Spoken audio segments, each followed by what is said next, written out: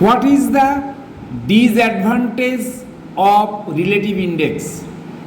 Number one, অনেক সময় একটি বিষয়ের সঙ্গেই নানা রকমের প্রাসঙ্গিক বিষয় দেখে বিভ্রান্তি ঘটে এবং বর্গীকরণে ভুল হয়ে যাওয়ার সম্ভাবনা থাকে বা যেতে পারে। নাম্বার টু, কোনো বিষয়ের সমস্ত দিক বা প্রসঙ্গ উল্লেখ করা সম্ভব নয়, শুধু কতকগুলি নির্ধারিত প্রাসঙ্গিক বিষয় দেওয়া সম্ভব। নাম্বার থ্রি, এরকম নির্দেশিকার হাজার হাজার নির্ঘণ্ট বা এন্ট্রি থাকে, ফলে মুদ্রিত নির্দেশিকা তালিকা খুব বড় ও ভলিউমটা মোটা হয়ে যায়। Thank you.